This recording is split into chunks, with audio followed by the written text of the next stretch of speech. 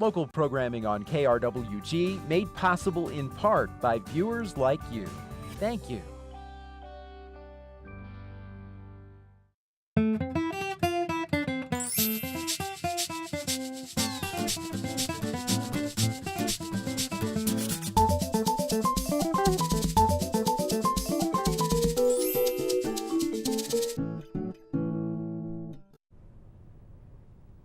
Hi, I'm Samantha Sonner. Thank you for joining us for Fronteras today. We are going to be discussing New Mexico's film industry with Matt Rauchberg, Senior Vice President of Business Development at Albuquerque Studios. He's also the Director of the Film Business Alliance of New Mexico. Thanks for joining us today, Matt. Pleasure to be here. Thanks for having me. And if we could start by having you talk a little bit about what it is you do at Albuquerque Studios. A lot of people aren't familiar with the industry and aren't familiar what a Senior VP might be doing. Sure. Well, we built Albuquerque Studios, or started building it 11 years ago. We've been open almost 10 years now. I've been with the studio since the very beginning. And my job is more sort of off campus, off the studio lot, and it involves in developing the crew and the supply chain and the businesses and the vendors and all the other things that the filmmakers need to come to the state. I mean, studios are great, and we have some of the biggest and tallest sound stages in North America, in fact, in Albuquerque, which a lot of people don't realize. And we have one of the best incentive programs in the country from the state. We'll talk a little bit more about that later, I'm sure. But all of that doesn't get you anywhere if you don't have skilled crew, if you don't have vendors and suppliers who have the equipment and all the things that the filmmakers need and can supply those things. So we've spent years building those things up, encouraging training programs at the universities and doing everything we can to build up the crew and the vendors and everything else. And it's really been gratifying to me to watch that development over the years and see how the industry has grown in the state, and we've developed our infrastructure. When Breaking Bad came on our stages in 2007, it was one of the very first shows that filmed at Albuquerque Studios. In their first season, that show was 45% New Mexico crew. They had to bring half the people in from LA in order to get that first season completed. But by the time they filmed season 5 in 2012, the crew was 95% New Mexico residents. People who had started out in the first year had been promoted up into keys and department heads. More and more skills are being grown up in that crew, and now those same people have gone on to work on Better Call Saul and on the night shift for NBC. And in fact, a lot of people don't realize this, but those two shows basically have the same crew, and they switch off between seasons of those two shows, which keeps a great crew busy year round. Those people are working almost 12 months a year on those two programs. So that's been the primary thrust of my job over the last 10 years, is to do everything we can to build up that infrastructure to support the filmmakers. Absolutely, and Albuquerque Studios, you mentioned a couple TV shows that have filmed there.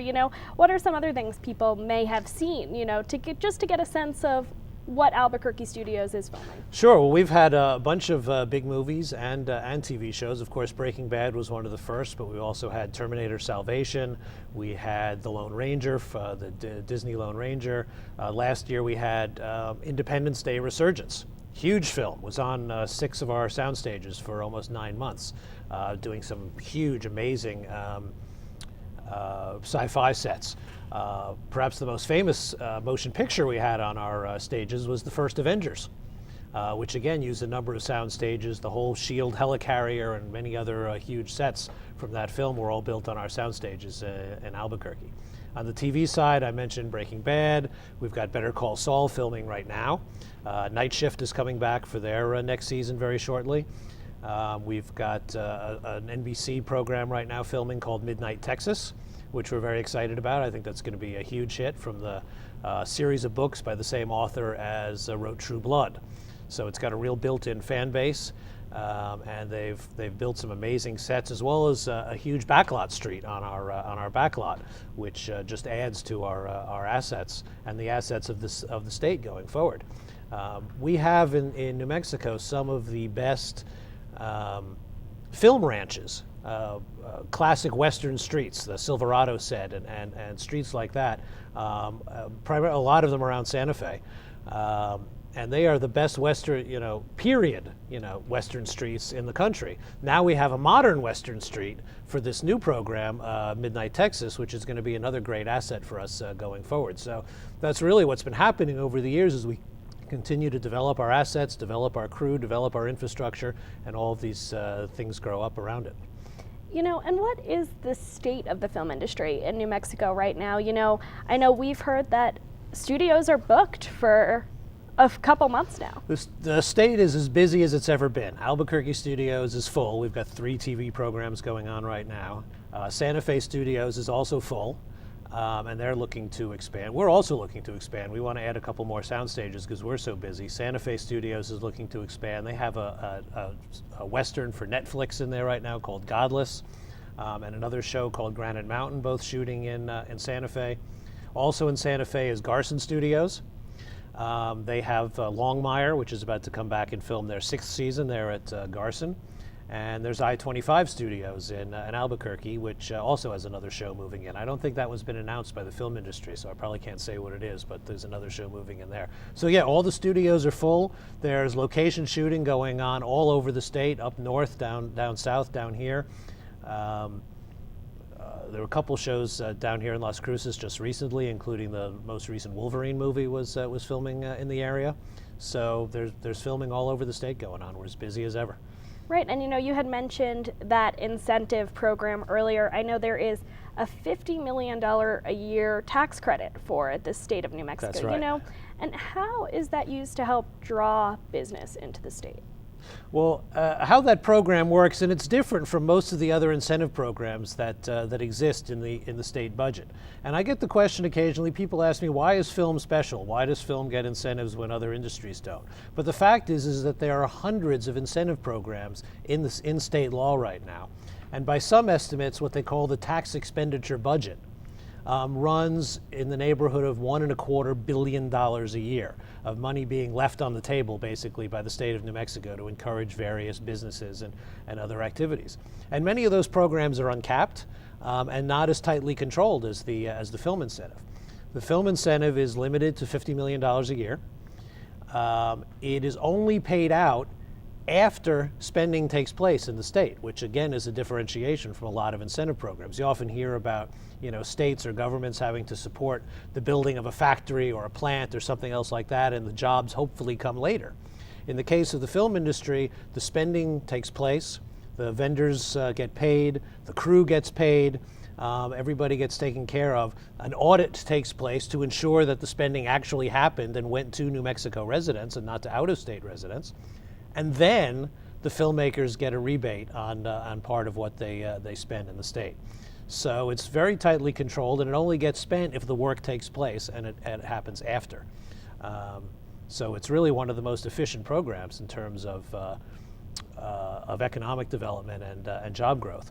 There have been a series of studies actually on how effective the program is in creating jobs.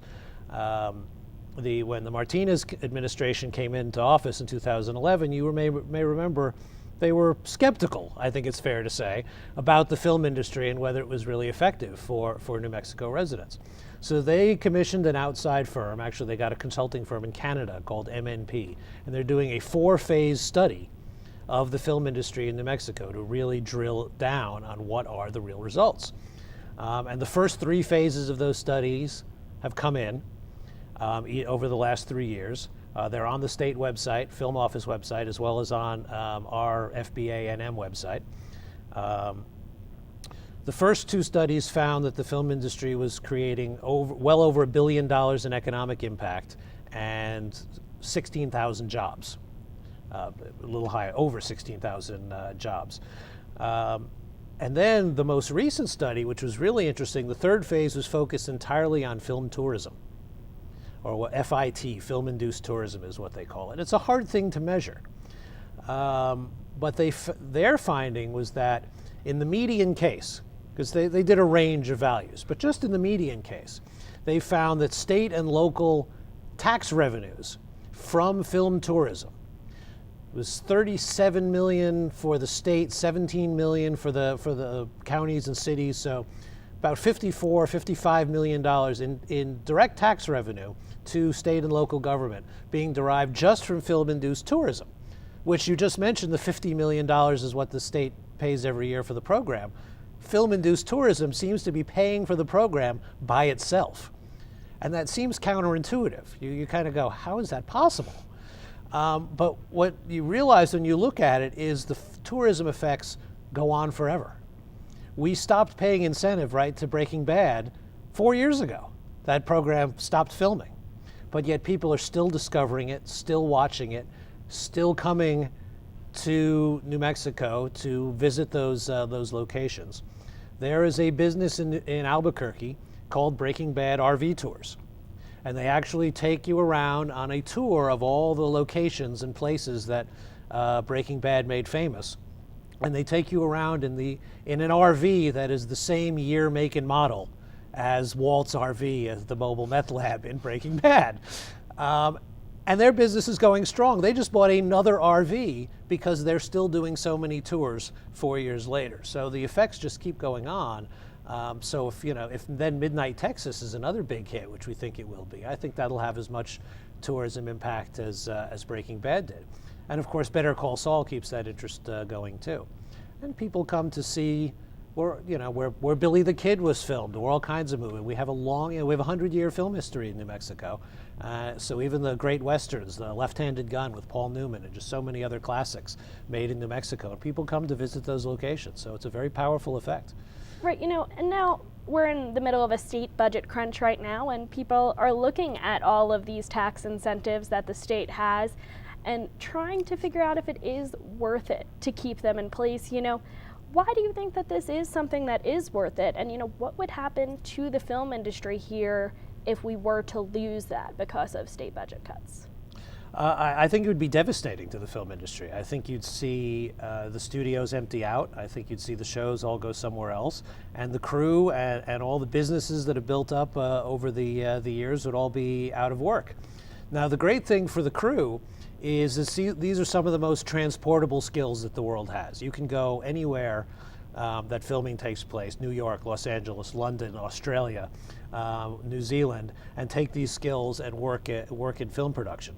But people who live in New Mexico want to stay in New Mexico and do those things here. They don't want to have to pick up and leave, as so many people in so many other industries are, because of the economic crunch that our state is in right now. Now, you're absolutely right. There is a budget crunch on right now, and the state is in a serious budget crisis, and trying to address how do we solve that? Is it tax increases? Is it budget cuts? Is it culling back on incentive programs? And that's why it's so important that we get that message out about the benefits that the state is getting back in exchange for that incentive. That incentive doesn't just go out on spec, as we talked about. It only goes out after the spending takes place.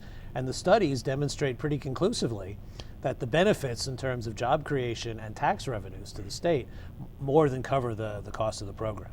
So as much as people may say, well, we need to cut luxuries and focus on what's really important, and I certainly agree with that.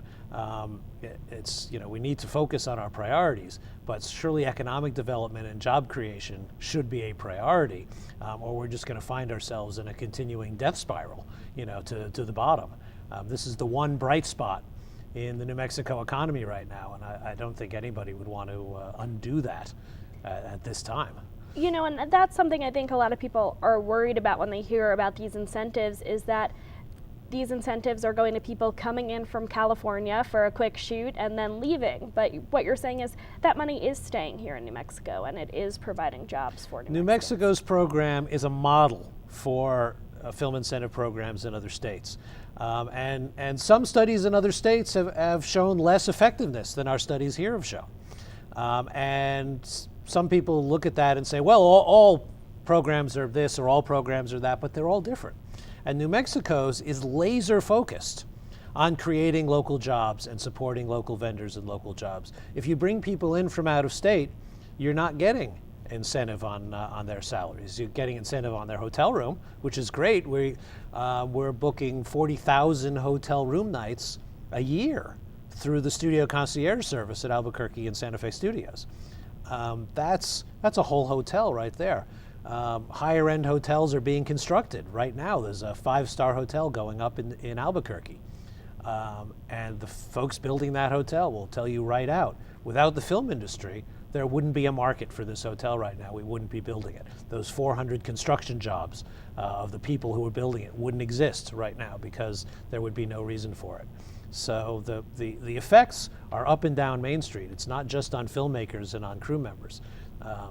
People focus on crew when we talk about film jobs, but that's only half the story. It's the businesses, the hotels, the restaurants, the dry cleaners, the seamstresses, just on and on, all the different folks and businesses who do business with this industry. You know, the city council here in Las Cruces and groups like Film Las Cruces are trying to get a soundstage built down here in the southern part of the state, in the city of Las Cruces. You know, what is the market for that? You know, is there room in New Mexico's film industry for another soundstage? There definitely is, and it's something we've encouraged for years. You may think, oh, the different regions compete with each other, but we've never seen it that way. Once Albuquerque Studios was built, we were very encouraging for the construction of Santa Fe Studios, which happened a couple years later, because we think it's important that we be a statewide industry and not just focused in Albuquerque and Santa Fe. So dozens of productions come to the southern part of the state for location work, and they love the locations and the landscapes that this part of the state has to offer. And there have been, you know, many blockbuster films. I mentioned Wolverine earlier, Batman versus Superman, a couple of the Transformer movies. It's not just 1 or 2 films. It's a pretty steady flow. I've been coming to Las Cruces and to other parts of the area of the state. But without a soundstage, they're just sort of here for locations, and they can't really stay. So it's a little catch as catch can. So a soundstage can give them a base of operations. It can give them somewhere to shoot what we call cover sets. You know, if the weather isn't favorable for an outdoor shoot that day, they can go inside and shoot something else. So it's always a good thing to have. Now we are, as we said, the state's very busy, and we're about at capacity statewide right now. So, you know, until that $50 million cap can go up and we can expand the program a little more, there's a limit to how much more we can grow, frankly. I mean, I think our growth is limited. But this is not the time, obviously, with the fiscal crisis, to be looking for an increase in that program. We're really looking to maintain that program because of all the people it's keeping working, and hoping that status quo, at the very least, will be maintained. Once energy prices come back and the state hopefully is on a little better fiscal footing, then we think it would make a lot of sense to click that up a little bit to 60 or 70 million. I think it makes sense to keep a cap on the program. I think the legislature is very happy to sort of have that box around it and know what it's going to be, because there are many other programs that they need to look closely at this year that don't have a cap on them, that are going to benefit out-of-state people. Right, and now you're down here in Las Cruces to talk to businesses down here about how they can benefit from the film industry. You know, what can small businesses do to prepare if a film does come in here, to make sure that they are accessible for the film industry, to make sure they can make money off of it being down here? There are a lot of things they can do. I mean, we're putting together a guide, in fact, on how they can make sure that they are a qualified vendor. The production's 2 biggest concerns are, one, am I sure that they're a qualified New Mexico vendor so that I'll get my rebate, my tax incentive on that portion of the spend? Because if they find out later, oh, they're not qualified, or they don't really have a New Mexico address or a New Mexico employee, they're afraid of getting burned down the line. So they want to be sure that it's actually a New Mexico business owned by, you know, a New Mexico resident employing New Mexicans. The other thing they want to be sure is that people sort of understand the weird way that the film industry works. You know, we don't work out 8-hour days. We work 12-hour days on a good day, and sometimes longer, and sometimes not the same way. So I'll give you a great example. Say you're a catering company. You know, a film crew's like an army. It moves on its stomach. So the catering and feeding the crew and the cast is very important. Even when you're out on location, you got to bring, you know, food out there and cater, but the time may change. So as the week goes along, the start time each day might be a couple hours later than it was the day before. Gives the crew and the cast a little more turnover time at night before they have to come back in the morning and start again, especially if the day goes long, you push the start time the next day. So by Friday, you know, you could be serving breakfast at noon, lunch at 6, and dinner at midnight. Now, to a lot of caterers, that doesn't make any sense. Lunch is at lunchtime. So they sort of have to understand the weird way that the film industry works, and that times are going to shift. And what they told you on Monday about what time lunch is going to be on Friday is going to change on Thursday. And you have to be ready to roll with that. So vendors who understand that and are ready to make those accommodations and understand, you know, or just a piece of equipment is needed. We got to get that piece of equipment to set. An extra hour to get that piece of equipment to set may not seem like a long time to a lot of businesses. If you work in a hardware store or in a home improvement store and somebody needs a load of lumber, you know, if you're working with contractors, a couple hours to return that phone call and get them their material back, that could be great. But for the film industry, that's an eternity, because everybody's standing around waiting for that thing or whatever it is you need to keep going, and all the producer sees is just click, click, click, click, all that money being spent and nothing happening. So those are the kinds of things that vendors need to be prepared for to work with this industry. Right, and this is something where, you know, I think a lot of people are worried if a soundstage does get built down here that if we don't have a TV show that's coming to shoot here, we're not going to have a full-time jobs for people available. You know, is that something where if there isn't a TV show shooting, there's still an opportunity for full-time employment for people because of different movies that come in and out? I think that a soundstage, even if you don't have a resident TV show that's sitting there for a full season or hopefully 5 seasons and keeping people busy from season to season, that a regular flow of work coming through, which the soundstage helps encourage, helps keep people busy. It's kind of the nature of jobs in the film industry. We all get used to that. I worked as a crew member for 10 years before I came to work for Albuquerque Studios. And you have that same experience. Every time you're at a wrap party, everybody in the room's out of a job and looking for their next one. But if there's a flow, if you're going from one show to the next, you get the equivalent of a full year's work every year. It's just a little more sort of piecing it together. But it also gives you that freedom to sort of decide which show do you want to work on, or do you want to take that job or not. And with the rates being what they are, we find that people, for example, a carpenter who's used to building houses, if they make the transition to building sets, they're using basically their same skills, because when you build a set, you're building it to building code. You don't cut any corners. It's built just as if you would build a real house. And sometimes they put plumbing and electricity and everything else in there because they need things to work practically. But they could be working 35, 40 hours a week. Say you get 3 shows and you work 12 weeks on each of those shows. You may make double what you were making building houses. You might work year-round building houses outside in the weather and make $40,000 a year. You work on sets, you're working indoors, undercover. You may work fewer weeks out of the year and yet make $80,000. So you don't have to work 50 hours a year in the film industry to take care of your family and support your career and continue to advance. And build in the time into your schedule to do other creative pursuits, because many people who work in film, even if they're working in technical jobs, have other creative areas or other creative outlets, and especially in New Mexico, which is such a creative and artistic state historically, it's just such a good fit for people. You know, and wrapping up here, you know, how can people get information, how can businesses get information if they do want to be part of that guide, or if they do want more information on how that film industry Well, works? I would encourage people to join the Film Business Alliance of New Mexico. Both businesses and individuals are welcome to join. We have about 50-50 split right now in our membership between businesses and individuals who either work in the industry or are concerned with it. It's fbanm.com is our website, and we have 2 purposes with forming this alliance. And we formed it earlier this year.